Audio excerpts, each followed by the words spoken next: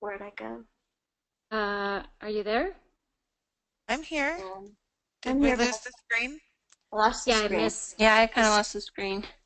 Okay, there we go. the screen. There it is. There you go. Okay. Okay. Good evening, everyone. My name is Mary Ann Barwick, and I am one of the ACMs for the Improv Challenge. Ellie? I'm Ellie Svoboda, and I'm also one of the ACMs for the Improv Challenge. And I'm Shauna Kogler, and I'm also an ACM for improv. Great. Kate, do I tell you to switch it? Yep. Okay. So we have just introduced ourselves, and as we indicated, we are your affiliate challenge masters. This slide is in here with our email addresses for a reason. We are very welcome to hear from you at any point in time. If you have a question, if you have a concern, if you need help, you may email any one of us and we will respond to you, and we communicate well with each other, and we promise we will return any email or question that we get. Next slide. The following list is a list of your regional challenge masters. So whatever region you will be competing in has regional challenge masters. Ellie, Shauna, and I are also regional challenge masters for our respective regions. Again, the list of names and email addresses are here for you to use and contact your challenge master should you have any questions. Next slide. This is just fun. Remember that creativity is intelligence having fun. Improv, we would like to say, is the most fun challenge. You get to be creative and you get to have fun, so do both. Okay, next slide. So we are going to talk about several things tonight. Some are a little more detail about the challenge, but most is going to be our assistance to you to get started and to get the challenge completed. So beginning with getting ready to improv, our suggestion is start very, very simple and add more difficulty as you go along. We're going to talk through some strategies and some ways to break this challenge down to do just that. Second is to practice doing improv with familiar stories. So for instance, have your team practice with Goldilocks and the Three Bears. You know the story, the kids know the story, they know the outcome, and they can practice doing improv with the story they already know. And the reason we're highlighting story is that in improv consists completely of storytelling. And when you have a story to tell, you need to have a beginning, a middle, and an end. And when you're actually competing and you're performing, we will be looking for skits that have a beginning, a middle, and an end. And by practicing with stories that the kids already know, they're going to understand how that flow goes, that there is a beginning, a middle, and an end. Not necessarily a resolution, just an end to the story. We suggest that you research and select the stock characters, and we're going to go through that in a little more detail. Research and select genres. Again, we'll go through that in much more detail. Brainstorm story prompts. We'll go through this in a little detail, but our suggestion is that for all those areas, stock characters, genres, and story prompts, you let the kids do the research on those, and they bring it back and talk to their group about it. That's not something a team manager does. And let the kids brainstorm story prompts that you can use as you practice throughout the next few months. Also suggest practicing using the Boxo stuff. We'll go through that in more detail, but what you'll find is once you introduce materials to the kids, they get very caught up in playing with the materials and sort of lose sight of the story. So practice using them, and the kids not getting totally caught up with using the box of stuff. Play lots of improv games. And then with your team, practice different roles. You will find as the team goes along in practice that the kids fall into natural roles. There will be a leader. There will be someone who hangs back and doesn't contribute that much. There will be one that's very concerned about the rules. You need all of them, and every time you practice, you should have everyone assume a little bit of a different role, even if it's out of their comfort zone. And you might find that you just have a gem hiding there in a role that you never expected they might be very, very good at. Do teamwork activities. And by these, we mean things maybe outside of DI practice. Go to a movie, go to watch an improv show, have the kids get together and have pizza and watch their favorite TV show. Do something that promotes teamwork outside of just practicing. And this is particularly important if you have kids that are not friends, that don't know each other, are in different grades. They need to get that comfort level early on in working with each other. We will go through in great detail the tournament format, and we suggest you practice this with your team so that when they show up day of and they go to the check-in area, nothing is a surprise to them. They know exactly what the appraiser is going to say to them. They know how to draw the elements. That whole process is not of any concern to them. And though oftentimes the parents have absolutely no idea what you're doing, we do suggest that you perform in front of some sort of audience. The important point there is they learn how to face the audience, how to talk louder, how to interact with each other where an audience will understand their story. So we suggest performing in front of someone, and parents are usually the great ones to just step up and be the audience. Next slide.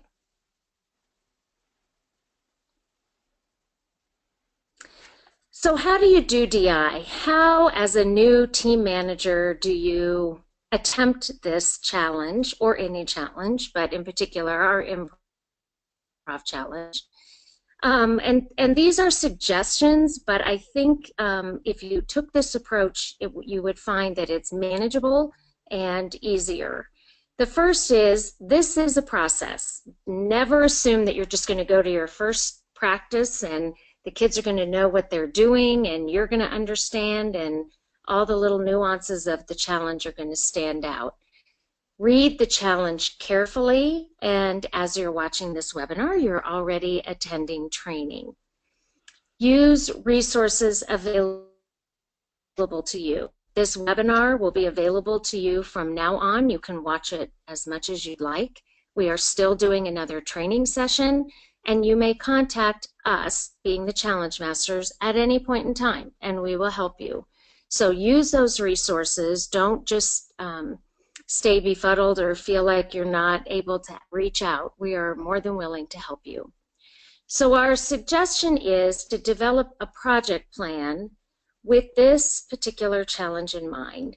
And that you break that down into very manageable pieces, and we just have an example here. But start with the date of your tournament, because you obviously need to be ready by that date. And then also look at when are you starting. So you have a beginning and an end point for your project plan. And then break the challenge down into very, very manageable pieces that doesn't overwhelm you and doesn't overwhelm the team. This is an example. Your tournament date is March 1. Have the team review the stock characters by December 1. That's all they're going to do, is review stock characters and bring that information back and share it with their team. By December 15th, they're going to review genres, and they're all going to study different genres and bring those back to the team and share them. All the while, you're still reviewing stock characters. You're just adding genres in there. And then have each of the team members come up with prompt examples by January 1. And those are just so that you can practice, and the kids in writing them have an idea of what the prompt needs to look like. And Ellie will go through that in more detail. And then by January 15th, you start using the box of stuff, because all the while you've been reviewing the other elements of the challenge. Now you introduce the box of stuff and start pulling these skits together by the end of January, leaving you all of February to practice and be ready for March 1. All the while, remember, this is fun. Let them be creative. They will do some crazy things. We had someone at training last week that said she has a team of boys that only wants to do skits about weddings. So that kind of stuff is going to happen, and let it be. They're just being creative and having fun with it. Next slide. If anybody has any questions while we're going through the training, in your GoToWebinar control panel, you have a question box, and you can write a question in there, and we'll have the challenge masters answer your questions. That's just to be fun and creative, okay? All right, next slide. Okay, the first thing you want to do, and Shauna is the master at this, we took this from her, is read the challenge. And we're suggesting reading it in an active state. Get Sharpies of different colors. And as you're reading the challenge, highlight the words must, will, may, circle the knots, so that you're actively reading it and you're beginning to understand if it's a must, the team has to do it. If it's a will, they can do it. They don't have to. May, again, the same. And as you're reading it, because I think it can be difficult to just sit down and read it, you're highlighting and circling and understanding what the rules of the challenge are. You will also, you'll go through the challenge description. You will look at the tournament data form, which is one of the forms you will turn in day of competition, and you will look at the breakdown of scoring and how points are allotted, all of which will be covered in just a little more detail in a moment. Next slide. Ellie? All right, so I'm going to go over kind of the specifics of this year's challenge, the three-peat. I'm going to kind of talk about what is an improv skit and what does that look like, the improv elements, and then I'll transition over to Shauna, who will give you an idea of what the tournament day looks like and how to do the selection process and the presentation and some of the scoring. So on the next slide, okay, perfect. Three-peat overview. Create 3 improvisational skits that each focus on the same story prompt. So this is what is kind of unique. So they are the improv aspect of this, that they don't know what's coming, is the story prompt. And they will perform a skit about that story prompt 3 times. They're welcome to tell the same kind of basic storyline, having a similar beginning, middle, and end 3 times, or they can tell 3 totally different stories that still are based on the idea of the story prompt. What also will be different is that they will present each skit in a different genre. So the skit, if they chose to keep it the same, it would be, one might be a zombie thing, another might be a crime drama, and another might be a commedia dell'arte. And so they need to have done some research so that they know how to evoke that genre through their actions. They will also have a different stock character in each skit. Every skit has a stock character, but it will be a different person in each skit. So that provides a little more variety and challenge. And the last bit is there's a box of stuff, and the kids can enhance each skit with props that they have in their box of stuff or props that they make from their box of stuff. It's totally up to them. So on the next slide, we have a fun graphic of things that are all elements of. You guys like the fun graphics. Yeah. We do. Just again, driving home this idea that it's fun, that being creative involves a lot of different things, a lot of strengths from different kids. So to have fun and be creative. Next slide, yep, is the first improv element, that story prompt.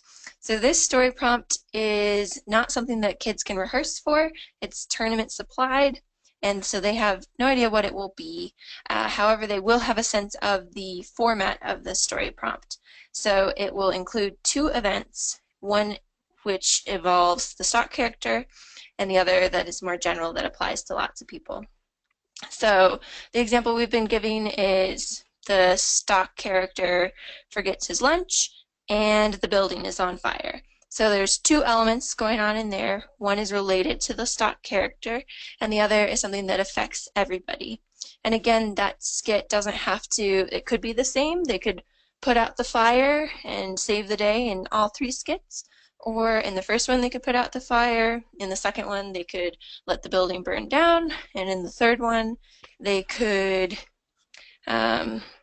work together to shrink the fire into a smaller fire. I don't know. So there's kind of lots of options.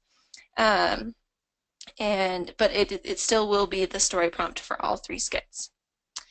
So the next slide is about the second improv element, which is the stock character. So teams will be able to research stock characters. They're in a table within the challenge, and the stock characters they're kind of more like professions, so like a firefighter or an actor, and so they will research to make sure they understand what those different professions are, and they will randomly select 3 at the beginning before they go on for their presentation, and they will not know the stock character until it begins each preparation or skit. So again, they will reveal only the stock character that applies to the skit they're about to perform. They'll perform that skit, and then they'll find out their next stock character for the following skit, perform that, and then find out their third stock character. So it's a constant surprise. The stock character. That, yeah. Oh, sorry. Stay on. We can go back on the stock character in table 1 of your challenge. It indicates what stock characters apply to which tournament. So you just study all of them based on whether it's a regional tournament, state, or globals, but you're just going to be reviewing the first ones for your regional tournament. Exactly. And then also, so for the way that points are awarded for the stock character, there are points that are awarded for the creative portrayal. So how does the kid who's playing the stock character, how do they evoke and perform that stock character? How much do they bring it to life, and how does the rest of the team incorporate them? And then the other aspect is integration. So integrating that stock character into the story so that they're not just a little sideshow that shows up and tells a joke and disappears. That's one of the nice things about having the story prompt involve the stock character already, is that some of the work's been done for them, but teams really need to keep that stock character involved and be integrated into the story to get points for integration. So now for Improv Element 3, which is the genres. This is another thing that teams need to do a little bit of research about, and this is one where they'll get to kind of play to their strengths. So there are a variety of genres listed in Table 2, but they don't have to research all of them, depending on their age level. So elementary teams will be able to pick out 10 genres that interest them and that they can research. Middle levels will select 15, and secondary levels will select 20 of them. And so they'll do some research and make sure they understand these genres, and they will randomly select 3 of them at the tournament data, or the tournament. They do need to list the genres on the tournament data form so that at prep they can properly select the ones that the kids researched. Again, they will reveal the genre before the skit in which that genre will be performed. So right before that skit. So they will reveal genres 3 times. and the skit must be presented in that genre, and they will only receive points for bringing to life that genre in the skit that genre applies to.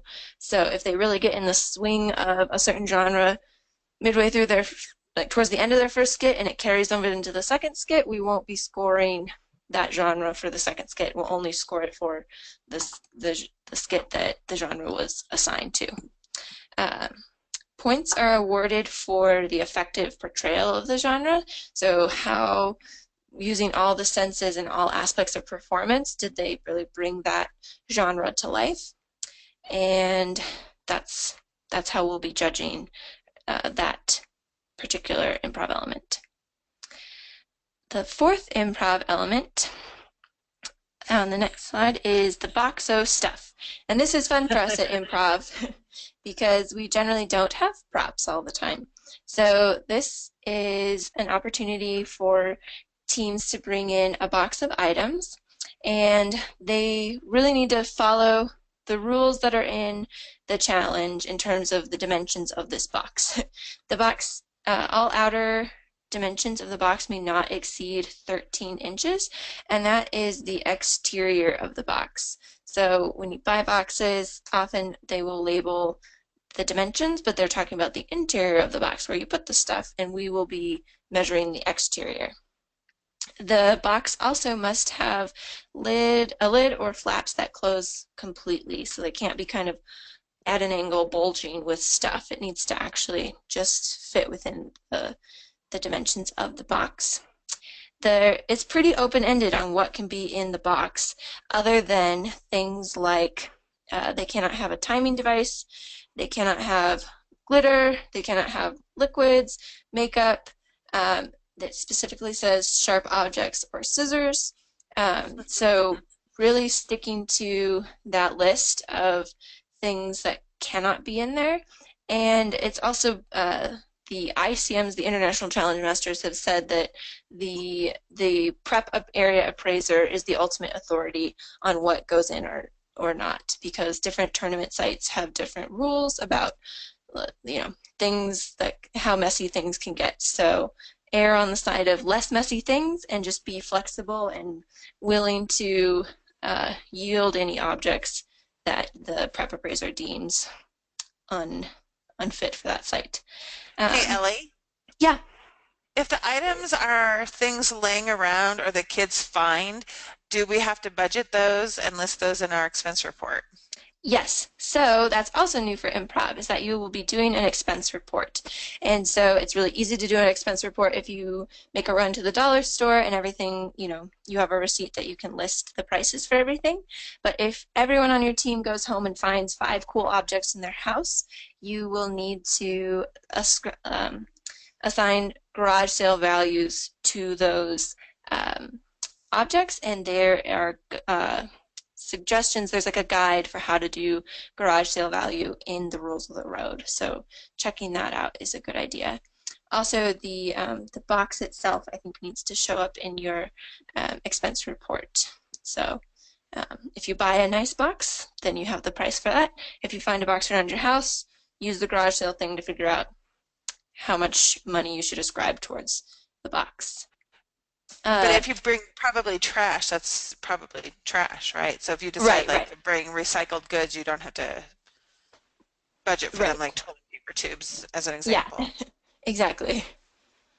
The way that and it's pretty open-ended then, the way that the kids can use the boxes stuff during their skits. They can, the sky's the limit. They also don't have to repack they will pack up and clean up when they leave at the very end of all 3 skits, but in between skits, there's not like a designated place the box needs to be moved to, so they can access stuff as they go. And the way that points will be awarded is for the creative and effective use of items to enhance the skit. So again, kind of integrating it into the story and really enhancing and bringing that story or genre or stock character to life is kind of how we will assess those points.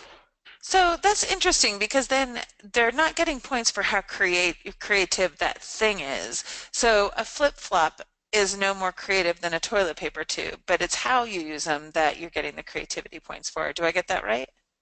Right, because yeah, it's the creative use of items to enhance the skit. So someone was asking if we bring a really, like, if beforehand they make a really fancy, amazing invention and they bring it with them, will they get points for that? And it's like, yes, if it fits the story. You kind of run a risk of, it's more about integrating it into and enhancing the skit that you get. If it doesn't really match the things that you pull out of the hat, you know, it's less creative, that gets less points. Because we don't know what's in the box, they get to pick what's in the box, and they get to decide, for instance, that they think cotton balls enhance a particular genre. Right.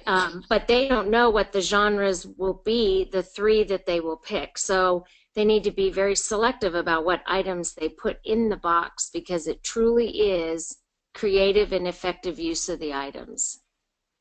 Exactly. Cool. So on the next, oh, go ahead. You can find the explanation for the expense report on page 18 through 20 of Rules of the Road. It tells you how to list things as garage or trash or things like that. So Awesome. So on the next slide, we kind of go over what's new for improv, what's new about this challenge. So one thing that is new is that the kids can have a timing device with them that is only used for time management. So timing device is something that is prohibited from the box of stuff. However, they can bring a separate timing device that they can use for time management. The only caveat is that the timing device must be silent, and it is also, they must acknowledge that it's not the official time. The timekeeper announcer keeps the official time. Because they're managing their own time, they may not ask how much time is left. And this all goes into the fact that there is no separation of planning and performance time.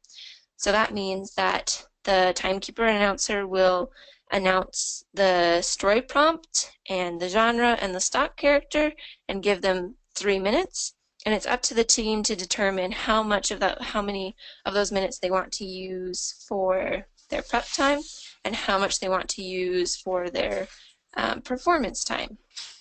And so it's kind of a new skill that they will gain, some executive functioning of kind of figuring out how much time they need. We will not be appraising how wisely we think they use their time.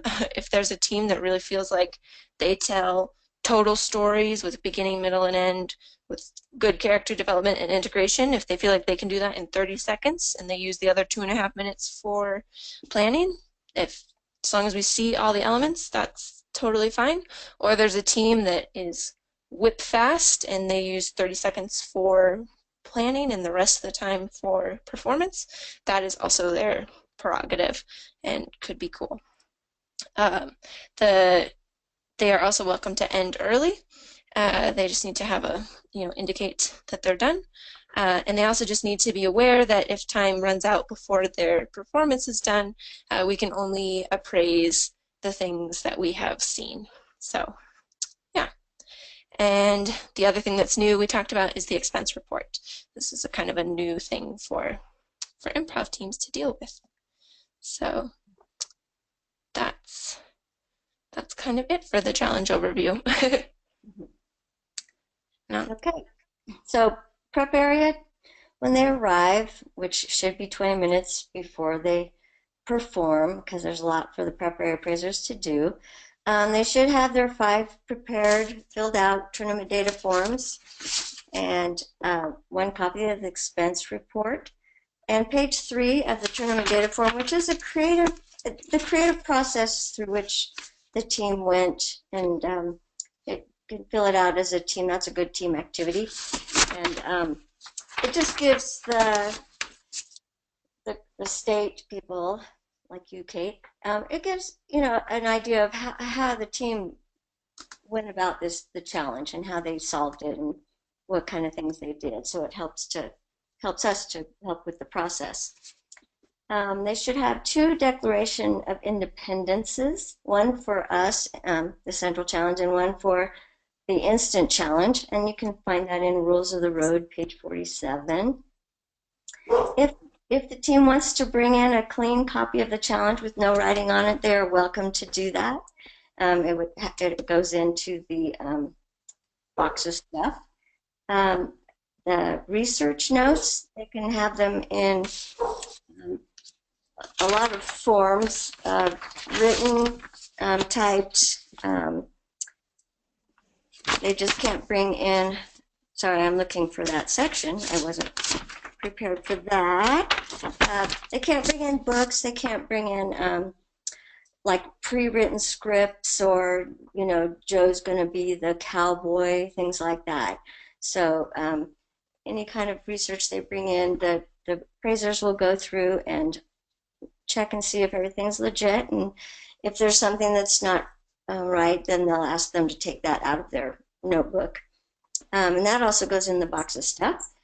And team ID sign, which will have the team name, the team number, anything else they want on it. That's a really good team activity to do, and it's a lot of fun to do, right, you know, kind of right before the tournament, but they get to paint or color or make a sign any way they want to promote themselves. It's not appraised, so it's just a fun thing to have, and so we know who we're appraising, make sure we have the right team. Team clarifications. On the destinationimagination.org website, you can look at general clarifications, and I would suggest that you have your team check those like once a week and see if anything has come up as far as clarifying general questions that people have asked. I think there's 3 up there right now. And you can also, on the same website, if your team wants to ask a question that they don't want anybody else to see, they can ask the International Challenge Masters, and it'll only give them the answer, and no one else can see that. And so that's, if you have made a team clarification specifically for your team, you should bring a copy of that, because if something comes up in your show, in your performance, and we have that clarification, we can say, oh, they have a clarification for that. So, and then box of stuff, which the Ellie said, you know, the prep appraisers will go through that and make sure there's nothing illegal, you know, liquids, makeup, and as she said, it's up to the prep appraisers to pull things out that they don't deem will go into that room where they'll be performing. So if you have, oh, go ahead. While you were talking about that, I sort of went, and then I think I screwed up your what people were viewing. But if you go to the Destination Imagination page, Oh, here we go. if you go to the Destination Imagination page, which I hope you are seeing right now, Yes. and you go to Challenge Program, and you go to Clarifications, and then your clarification, which is 3-peat. And then you can see your clarification. There's published clarification 1 and published clarification 2, and then right here is where you would click for your own team clarification. Thank you, Kate. Yeah. I think it's helpful to see. It is. I'm okay, a visual person. Yeah, well, good. Okay. So next slide. On your tournament data form on page 15 of your challenge, the stock character lists all the stock characters that your team will research and practice with for the regional tournament on the far left. Do not mark any of those, because those will be chosen out of a bag with slips of paper that have not slips of paper. That will have numbers on them that will pertain to the characters for the regional tournament. And they will, so don't mark on there. We will use that area ourselves to highlight for the appraisers, so they know who your stock character, who the team's stock characters are.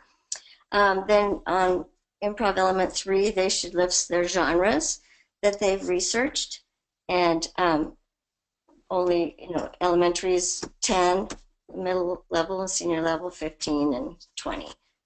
Okay. Page 3, the reflection on the process, which it helps your team and it helps the state to know how kids think, and gives us input as far as how teams work. And then, and that's on the back side of page 16. Okay. And next slide. So the selection process, when they come up to the prep area appraiser area, they will draw one slip of paper from the tournament supplied story prompt. And so they'll just pull it out and hand it to the appraisers without looking at it. And then they'll draw 3 slips of paper from the stock character bag. And I actually use bags myself. Some people use jars or whatever. And we'll put those one at a time. We'll list those in the order they were drawn as their stock characters for presentation 1, 2, and then 3. And the same goes for the 3 slips of paper from the genre bag. In the order they were drawn will be their skit 1, skit 2, skit 3. And they should know that they should hand them to the check-in appraiser without looking after they draw.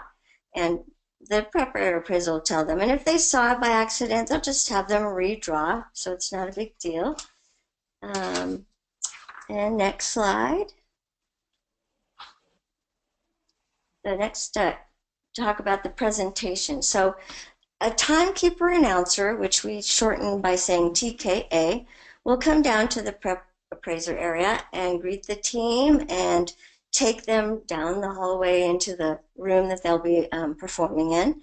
And he or she will read the introduction script to the team and the audience.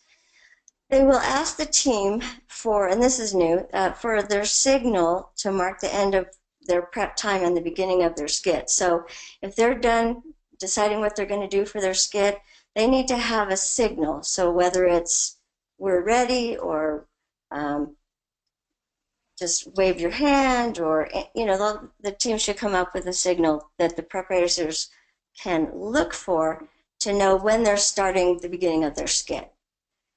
Okay, and the timekeeper announcer will read the 3 improv elements for the first skit, and then TKA will say begin, and the team then has 3 minutes to do their preparation and present their skit with that signal, letting the appraisers know that they're starting their actual presentation. So then begin and stop after 3 minutes. So when the timekeeper announcer says stop, the team needs to stop, because the appraisers won't score anything after that anyway. And the team has their own timing device, which is silent. They can't ask how much time is left, so they have to manage their own time. And that's kind of a new thing and might be hard for young kids, so that would be really fabulous to practice that, to get a feel for what 3 minutes is. And when the team's ready to begin the skit, they'll signal the appraisers again for their second skit and third skit. And so before each skit, the timekeeper announcer will tell them their new stock character and their genre. They will keep their same story prompt and do the same process for skits 2 and 3. So before the timekeeper announcer tells them their genre and stock character, they may get a pencil and paper out of their box of stuff, and they can write down their stock character and genre, because they won't have anything that, they won't be given that except verbally. So they will be given the story prompt on a piece of paper, and then they can write that down on the piece of paper before each skit begins. And in between, once they start their skit and they dump out their box of stuff, they don't have to put the stuff back in the box. So they don't have to worry about that. They just have to clean it up at the end after they talk to the appraisers and leave this site clean for the next team. So if they don't bring a timing device, can they ask for time? They cannot. They cannot. Yeah. They need to practice with the timing device. So if they want to bring a tablet, and put it on the floor, they can do that as long as it's quiet, and they can start it each time, the TKA says to begin and stop.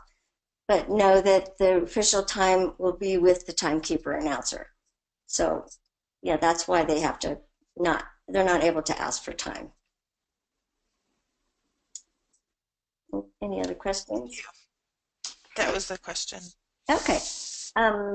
Next slide. And actually, if they ask that question, the timekeeper announcer will not answer.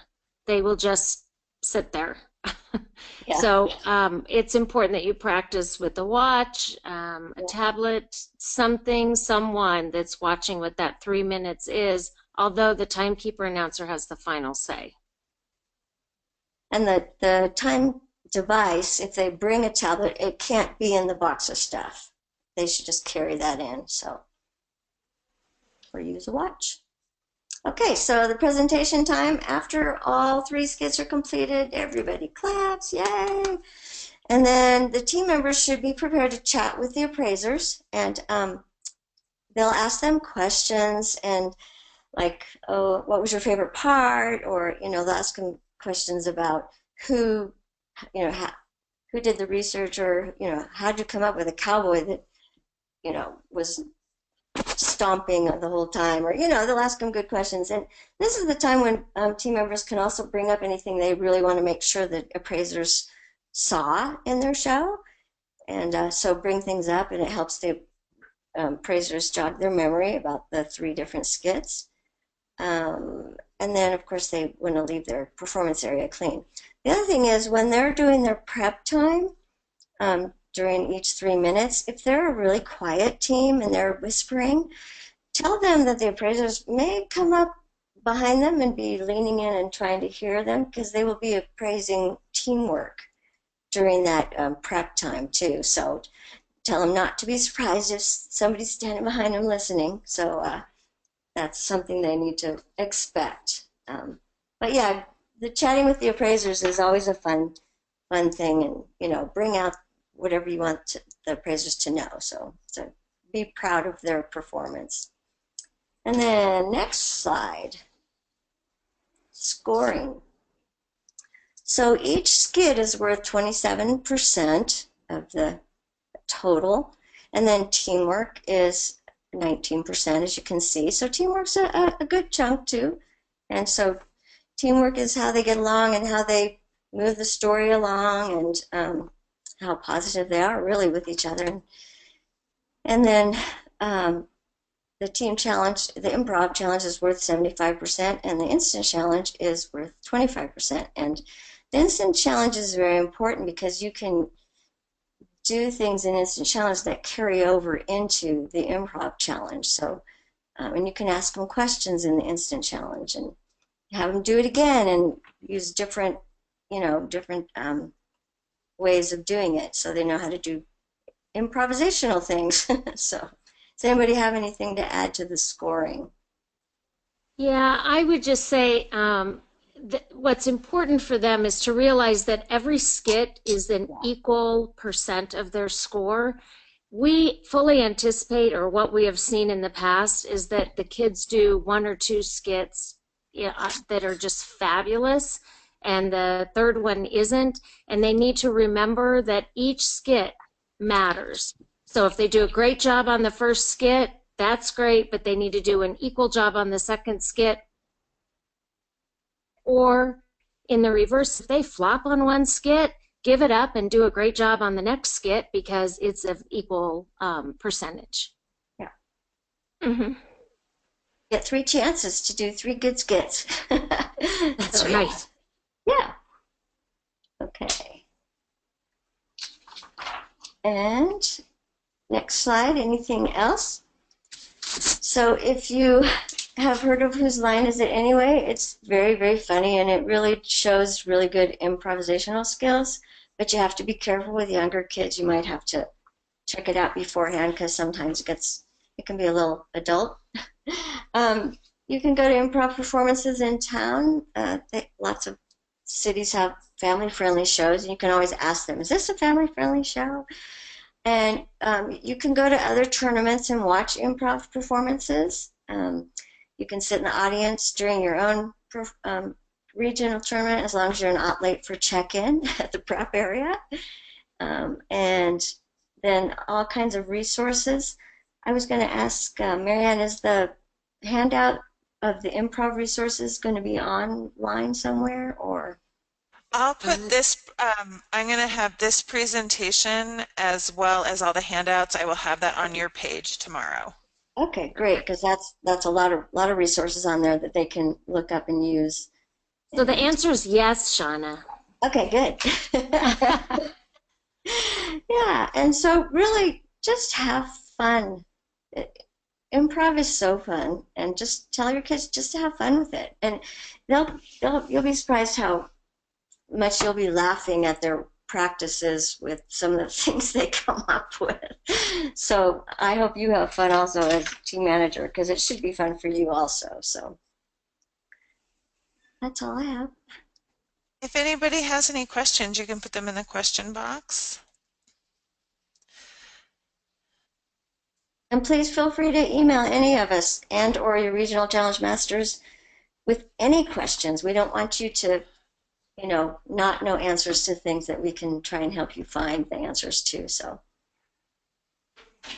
it doesn't look like we have any questions, so we will be getting all the resources up on the website tomorrow or over the weekend.